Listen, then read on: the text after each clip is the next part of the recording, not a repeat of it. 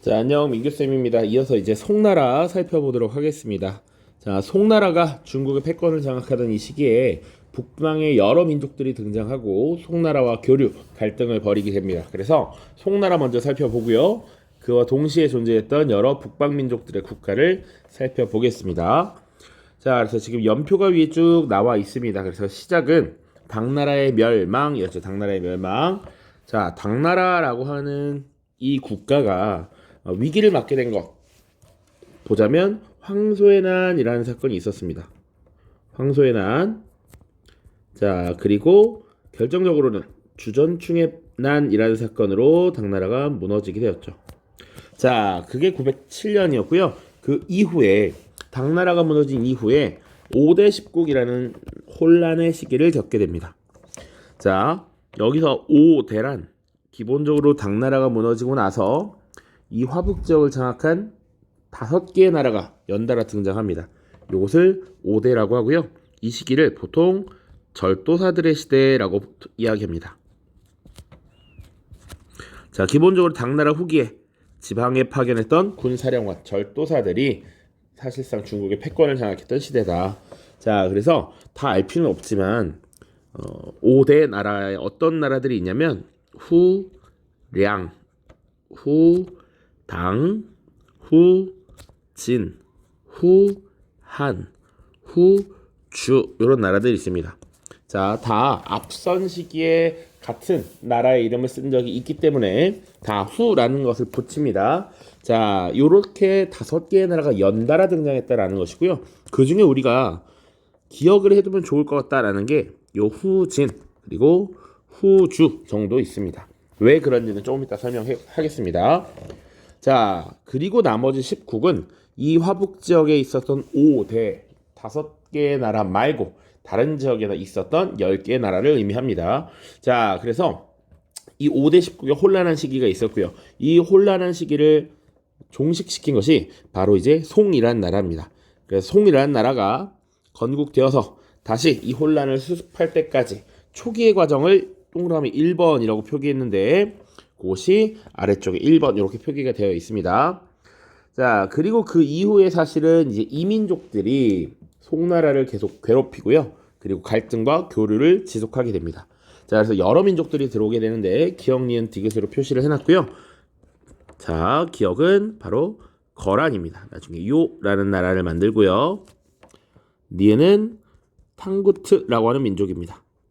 서하라고 하는 이름을 가진 국가를 건국합니다. 그리고 세 번째는 여진이죠. 여진. 바로 금나라입니다. 금나라. 자, 그래서 이 세 개의 유목 민족들, 북방 민족들과 교류와 갈등을 지속하는 것들을 함께 살펴봐야 된다 라고 보시면 되겠습니다. 자, 그래서 1번 내용부터 보죠. 송이란 나라가 건국되었을 때 어떤 모습이었는가? 송태조, 조광윤부터 볼 겁니다. 이름은 조광윤이었고요. 이 사람도 마지막 5대 10국의 마지막이었던 후주라는 나라의 절도사 출신이었습니다. 그 스스로가 군 사령관이었어요. 그래서 이 송이라는 나라를 만들고 5대 10국의 혼란을 수습하는 과정에서 이 군사력을 가진 사람들이 많으면 국가가 혼란스러워진다. 국가는 힘이나 군사로 경영하는 것이 아니라 문관 중심으로 운영해야 된다라는 생각을 했던 것이죠. 그래서 문치주의 정책을 채택하게 됩니다. 본인이 스스로 절도사였기 때문에 느낀 바가 있는 거예요. 자, 그래서 문관을 우대했고요. 그리고 힘이 아닌 문관들을 통해서 정치를 운영하는 과정에서 관료제가 굉장히 비대해집니다. 자, 그리고 본인이 느꼈던 것들을 적용하기 시작하죠. 절도사의 권한을 약화시킵니다. 기본적으로 당시 절도사들의 군사권을 회수했다라고 보면 돼요. 그리고 하나 깜빡했는데 이 송이라는 나라가 처음 터를 잡은 수도가 카이펑이라는 도시입니다. 카이펑. 잘 기억을 해두셔야 됩니다. 수도 카이펑. 자, 그리고 이 송태조 조광윤은 황제 독재 체제를 강화하기 위한 여러 가지 조치를 취합니다. 자, 황제에게 모든 권한을 집중하기 위해서 국정을 총괄하는 재상의 권한을 축소했고요. 그리고 황제 직속의 금군이라고 하는 일종의 친위 부대가 있습니다. 이 친위 부대를 강화시켰습니다. 그래서 황제의 권한을 강화시키려는 힘을 높이려는 이런 조치들을 취했다. 그리고 가장 많이 언급되고 중요한 것 중에 하나는 과거제에 전시라고 하는 것을 도입했다라는 겁니다. 전시는 일종의 최종 시험입니다. 바로 황제가 직접 주관하는 최종 시험이라고 보시면 돼요. 그래서 당시에 어떤 문제들이 있었냐면 원래는 황제가 보지 않았다면 평가관, 감독관이 있겠죠. 그래서 이 감독관에게 충성하는 관료들이 늘어나요. 그러니까 나를 뽑아준 감독관에게 은혜를 갚기 위해서 충성을 다하는 경우가 있는데 그런 문제들을 막고 최종 평가관이었던 황제에게 충성하는 신하를 길러내려고 했다라고 보시면 됩니다. 자, 무튼 지금 이 송태조 시기에 시행된 이 강력한 문치주의 정책으로 국방력이 굉장히 약해졌다라는 것 보셔야 되고요. 그것이 이제 북방민족과의 대결 과정에서 송나라가 힘이 더욱더 약화되는 배경이 됩니다. 자, 그래서 이 시기에 이제 북방민족들이 점점 공격을 해오는 것입니다. 첫 번째가 아까 거란이라고 말씀드렸습니다. 당시 거란족이 부족을 통합하고 요라는 나라를 만들었고요. 당시에 이 송나라와 충돌하게 됩니다. 자, 충돌을 하게 된 배경에는 중요한 땅이 있었는데요. 요 땅이 바로 연운 16주라는 땅이에요. 연운 16주. 자, 그러면 이 연운 16주라고 하는 땅이 어디였는지, 왜 그럼 이 땅을 두고 대립했는지를 살펴보겠습니다. 잠깐 밑에 지도를 보면요. 송나라와 요가 대립했던 요 지도가 나와 있습니다. 그리고 가운데 여기 끼어있는 지역이 연운 16주죠. 이 지역은 오늘날의 베이징이 포함된 도시입니다. 지역이에요. 그만큼 요충지라고 볼 수 있지. 자, 그러면 이 지역을 두고 왜 싸웠느냐? 이 지역은 당시에 거란족, 요 나라의 영역이었습니다. 그런데 이 알짜배기 땅을 송나라가 지금 이걸 빼앗으려고 하다가 충돌이 생긴 겁니다. 자, 당시에 그래서 이 요 나라와 송나라가 충돌을 하게 되었고 여기서 사실상 패배한 송나라가 요 나라와 형제 관계를 맺고 매년 세패라고 하는 것을 지급하도록 했습니다. 금은 보화, 도자기, 비단 이런 것들을 갖다 바치면서 평화를 유지했다라는 것이죠. 그럼 이 연운 16주가 뭔데? 라는 걸 조금 더 얘기해 볼게요. 자, 연운 16주라는 땅은 굉장히 중요한 땅이었고 알짜배기 땅이었다라고 했습니다. 그리고 원래는 중국의 땅이었죠. 당나라 때도 중국의 땅이었습니다. 문제는 뭐냐면 이 5대 십국 시대에 있어요. 특히 요 진나라, 후진이었는데요. 이 5대 십국 시대는 뒤에 등장한 나라가 앞에 있던 나라를 이렇게 제거하면서 등장했습니다. 그래서 후진이라는 나라를 만들 때 앞에 있던 후당을 없애버렸어야 해. 자, 그래서 후진이라고 하는 나라를 만든 인물이 석경당이라는 인물입니다. 이 석경당이 혼자의 힘으로 앞선 후당을 끝내기 어려우니까 당시에 거란에게 도움을 요청했죠.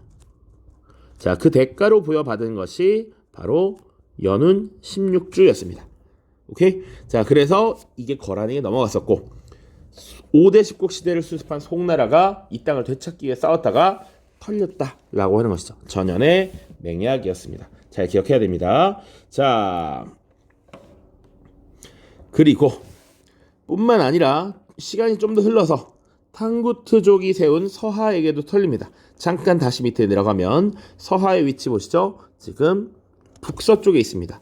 여기 국경을 이렇게 맞대고 있죠. 그래서 서하와도 충돌하게 되는데 이 서하도 이겨내지 못합니다. 그래서 사실상 또 지금 세패를 제공하고 평화를 유지하게 되었다라고 보시면 돼요. 자, 그러니까 지금 문제는 송나라는 문치주의를 채택하면서 문관은 늘어나서 관료제를 유지하기 위한 재정도 많이 들어가고요. 그리고 군사력은 약화됐고요. 그리고 전쟁을 치러서 패배하면서 매년 세패라는 걸 제공해야 했습니다. 그리고 또 털리니까 군사비도 부랴부랴 늘리게 돼. 그래서 어떤 문제가 있었느냐? 굉장히 재정이 악화되었다라는 것이죠. 기본적으로 군사비와 세패의 부담이 컸다라는 것이고 그것을 해결하기 위해서 나름의 개혁 조치를 취하려고 했던 것이 바로 누구냐? 왕안석이라는 인물입니다. 왕안석. 저 동그라미 2번으로 나와 있는데 대략 시기는 거란과 탕고트족의 공격을 받고 세패를 지급하기 시작한 때, 요때입니다.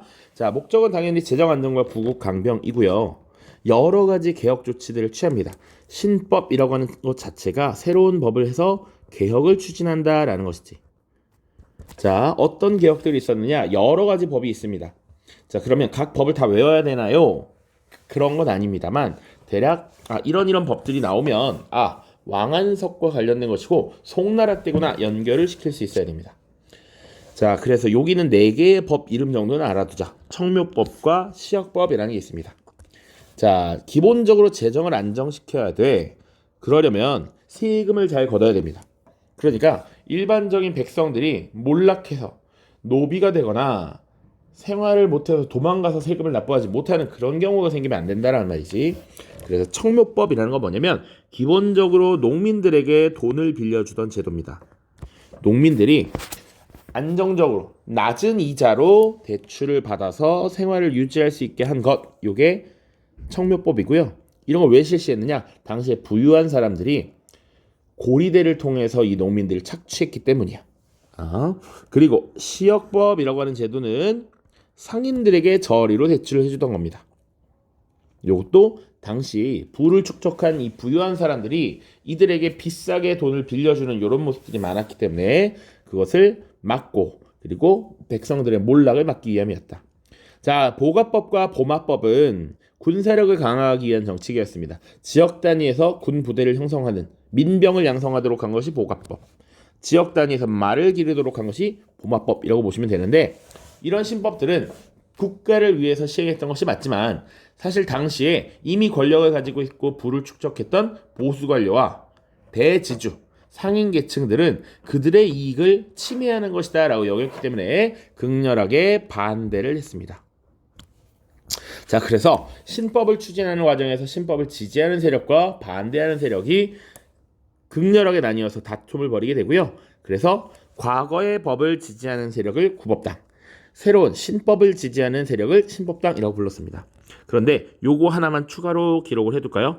구법당을 대표하는 세력이 인물이 사마광이라는 사람이 있습니다. 자, 이 사마광은 뭘로 유명하냐면 바로 자치통감이라고 하는 역사책을 씁니다. 뒤에 또 나올 텐데요.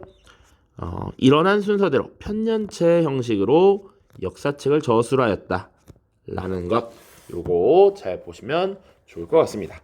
자, 그래서 왕안석의 신법 시행되었고 기본적인 목적은 재정 안정 및 부국 강병이었는데 반대파의 이런 저항 이런 것들이 굉장히 심해서 좀 흐지부지된 경향이 있었다. 자, 그러다가 또 다음으로 넘어갑니다. 어떤 일이 있었느냐? 자, 북방에서는 세력 교체가 이루어집니다. 기존에 이 거란족이 세웠던 요나라가 쇠퇴하고요. 여진족이 세운 금나라가 강성하게 됩니다. 그러니까 우리 기억해보면 한국사에서도 요나라의 거란과의 관계, 여진과의 관계 계속 봤었어요. 요거 여진과의 관계 한번 보도록 하죠. 자, 당시 여진족이 부족을 통합하고 강력해집니다. 그래서 이 여진과 송나라가 힘을 합쳐서 거란족이 세운 요나를 무너뜨려요. 그게 대략 1125년 정도 됩니다. 그런데 이후에 이 거란족을 무너뜨리는 과정에서 송나라와 여진이 힘을 합쳤다 그랬어. 그래서 약속한 것이 있는데 그 약속을 지키지 않고 지금 송나라가 선을 넘어버립니다. 자, 그래서 여진족이 지금 분노해서 당시 송나라의 수도였던 카이펑을 침략하게 되죠. 자, 그 당시에 카이펑은 함락되고요. 당시 황제와 황제의 아버지였던 전임 황제 2명을 포로로 끌고 가는 이런 대사건이 발생합니다. 그것을 정강의 변이라고 하고요. 자, 수도가 함락되었으니까 당시에 수도 카이펑을 떠나서 이제 항저우, 한자로는 임안이라고 하는 지역으로 수도를 옮기게 됩니다. 그래서 동그라미 3번 시기에 해당하는 것이 여기 있습니다. 남송시대. 자, 정강의 변이라고 하는 사건이 일어나면서 지금 화북 지역을 빼앗겼다. 금나라에게. 자, 그리고 황제 2명은 포로로 끌려갔고요. 남아있는 왕족 중의 일부가 기존의 수도였던 카이펑에서 지금 임안이라고 하는 지역으로 수도를 옮겼습니다. 여기서 임안은 항저우라고 하는 도시입니다. 자, 그래서 지금 사실상 이 한족 왕조가 남쪽으로 밀려났다는 말이지. 그래서 화북 지역에 발달된 기술을 갖고 와서 이 강남 지역을 개발하게 되고요. 그래서 화북 지역보다 오히려 경제적인 우위를 갖게 되는 이런 모습이 나타나더라.